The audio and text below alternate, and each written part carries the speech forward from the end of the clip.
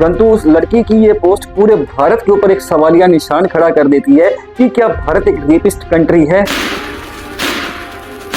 मुकेश के अनुसार एक सभ्य लड़की कभी भी रात 9 बजे के बाद अकेली नहीं घूमेगी। अगर लड़की के साथ रेप होता है तो उसके लिए लड़की ही जिम्मेदार है, लड़के नहीं।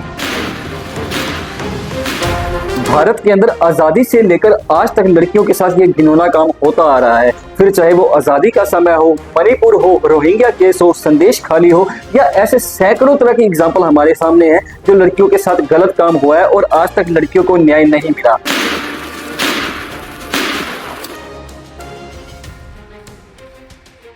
भारत एक ऐसा देश जिसे पूरी दुनिया मानती थी, पर पहले आज इसे याद किया जाता है सिर्फ रेपिस्ट कंट्री के नाम से। क्या सच में जो भारत पहले महान कहा जाता था आज उसे रेपिस्ट कंट्री कहना सही है?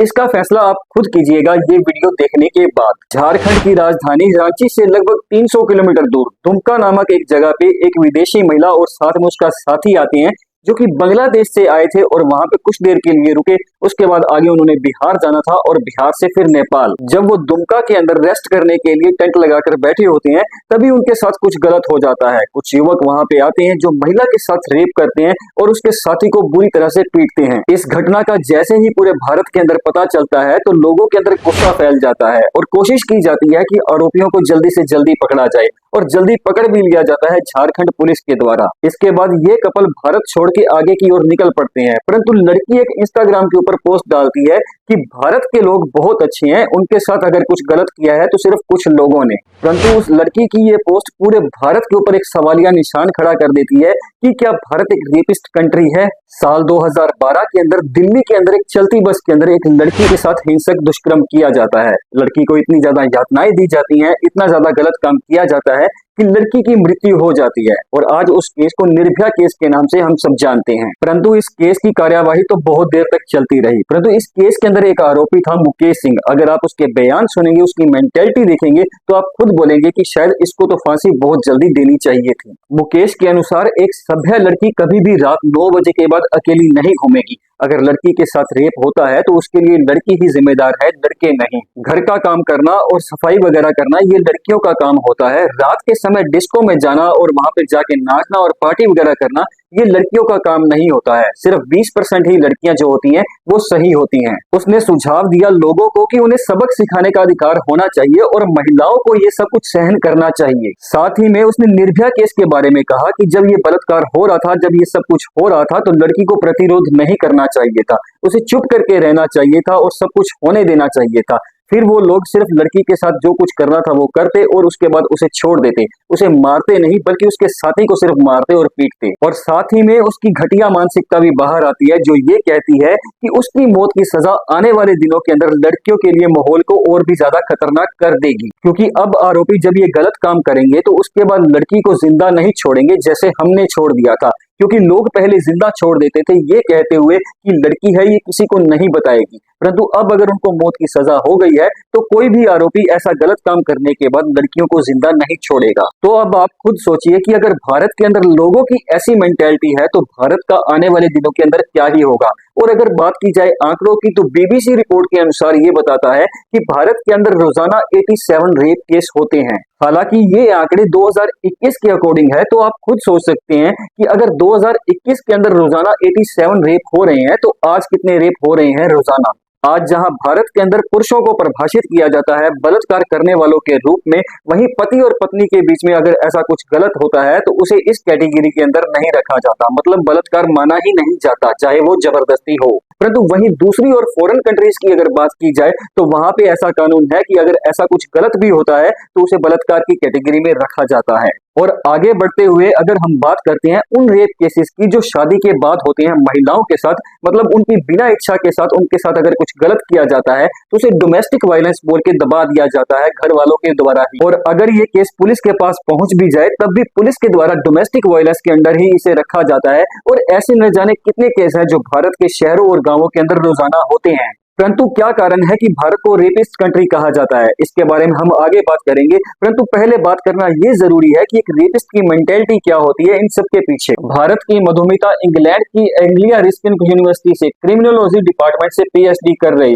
तो इस पीएचडी की थीसिस के लिए मधुमिता भारत के अंदर आकर 100 से भी ज्यादा रेपिस्टों से मिलती है और दर्ज करती है उनके मेंटेलिटी को। जब वो इंटरव्यू कर रही थी तो बहुत से रेपिस्टों ने अपनी गलती मानने से भी मना कर दिया और उन्होंने ये कहा कि उन्होंने कुछ गलत नहीं किया है, बल्कि उन्होंने ऐसे तर्क दिए कि पीड़िता को ही जिम्मेदार ठहरा दिया उस दुष्कर्म के लिए। जब मधुमिता इंटरव्यू कर रही थी तो सिर्फ 100 में से 3 या 4 व्यक्ति ही ऐसे थे जो अपनी गलती पे पछता रहे थे, जो अपनी गलती मान रहे थे। मधुमिता ने एक एग्जाम्पल भी दी कि एक रेपिस्ट जो कि 5 साल की बच्ची का एक रेप करके आया था, जब उससे पूछा गया तो उसने कहा कि हाँ उससे गलती हुई है कि उसने रेप किया, क्योंकि उसकी वजह से उस लड़की की अब कभी शादी नहीं हो पाएगी। वो लड़की जो पहले वर्जन थी अब वर्जन नहीं रही है, इसीलिए उस लड़की से अब कोई शादी नहीं कर पाएगा क्योंकि वो वर्जन नहीं रही है, इसलिए उसे पछतावा है, इसलिए वो जेल से छूटने के बाद उस लड़की से शादी करेगा। मतलब आप खुद सोच सकते हैं इनकी मेंटेलिटी को। मतलब उन्हें इस बात का पछतावा नहीं है कि उन्होंने कितना गलत काम किया है, बस पछतावा है तो इतना कि उसके साथ अब कोई शादी नहीं करेगा और उसकी भरपाई करने के लिए भी वो बेशर्मों की तरह ये कह रहा है कि वो उससे शादी कर लेगा। तो अगर हमें ये समझना है कि भारत के अंदर इतने ज्यादा रेप क्यों हो रहे हैं,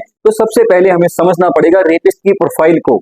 भारत के अंदर रेपिस्ट को 3 तरीके से कैटेगराइज किया जाता है। पहली कैटेगरी तो वो आती है कि जो विक्टिम है और जो रेपिस्ट है उनका आपस में क्या रिलेशन था, क्योंकि भारत के अंदर बहुत से ऐसे केसेस आते हैं कि जो विक्टिम होता है वो रेपिस्ट का रिश्तेदार ही निकलता है। और दूसरी कैटेगरी आती है जो कि मोस्ट ऑफ द रेपिस्ट होते हैं, वो होते हैं ये आजकल के यंग एज के लड़के, क्योंकि इनको बार बार इनकी दोस्तों के द्वारा उकसाया जाता है कि बी ए मैन, और इतने ज्यादा प्रेशराइज हो जाते हैं कि उनको सही और गलत का समझ में भी नहीं आता और इस तरह के गलत काम करने लग पड़ते हैं। और तीसरी कैटेगरी आती है कि कम एजुकेशन लेवल का होना, क्योंकि मोस्ट ऑफ द रेपिस्ट जो होते हैं वो कम पढ़े लिखे होते हैं, उन्हें ये पता नहीं होता है कि सही क्या है और गलत क्या है। भारत के अंदर आजादी से लेकर आज तक लड़कियों के साथ ये घिनौना काम होता आ रहा है, फिर चाहे वो आजादी का समय हो, मणिपुर हो, रोहिंग्या केस हो, संदेश खाली हो, या ऐसे सैकड़ों तरह के एग्जाम्पल हमारे सामने हैं जो लड़कियों के साथ गलत काम हुआ है और आज तक लड़कियों को न्याय नहीं मिला। जब इस तरह के केस हमारे सामने आते हैं तो कहीं ना कहीं सवाल उठता है भारत की कानून व्यवस्था पे और साथ ही साथ पुलिस पर भी,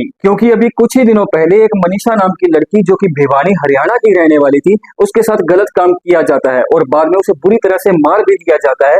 और इसके बाद बहुत सी कमियां निकल के आती हैं हमारी पुलिस की, क्योंकि मनीषा के घर ना पहुंचने के बाद जब उसके पिता के द्वारा कार्यवाही करनी शुरू की जाती है अपने स्तर पे, तो वो पुलिस के पास भी जाते हैं और जाके मांग करते हैं कि वो उनके साथ चले और जाके सारी तफ्तीश करे, परंतु पुलिस के द्वारा ना ही उनका स्टेटमेंट दर्ज किया जाता है, ना ही उनके साथ जाया जाता है, और जब सब कुछ हाथ से निकल जाता है तब कार्यवाही करनी शुरू की जाती है। तो कहीं ना कहीं ये सवाल उठते हैं पुलिस पे, क्योंकि अगर सही समय पे कार्यवाही की जाती और सही समय पे सारे स्टेप लिए जाते तो आज हो सकता था कि मनीषा जिंदा बच जाती और सबको न्याय मिल जाता। तो भारत में न्याय मिलना उतना ही ज्यादा मुश्किल है जैसे आलू में से सोना निकालना। उसके पीछे कुछ कारण है, उसके लिए आप ये वीडियो देख लीजिए। में फांसी दी जाएगी? 3 लड़के हैं, गलती हो जाती है तो 3 को भी फांसी दे दी बम्बई में। अब सोचिए आप, ऐसे कानूनों को बदलने की कोशिश की जाएगी।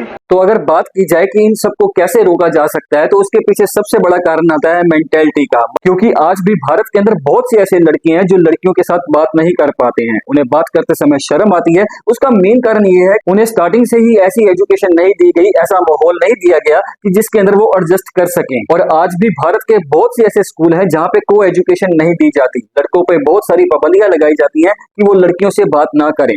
और फिर आता है राइट्स फॉर वुमेन। कहने को तो हम ये कह सकते हैं भारत के अंदर लड़के और लड़कियां बराबर होती हैं, परंतु जब बात आती है कुछ ना कुछ स्पेशल करने की, तब लड़कियों को पीछे छोड़ दिया जाता है और लड़कों को ही आगे रखा जाता है।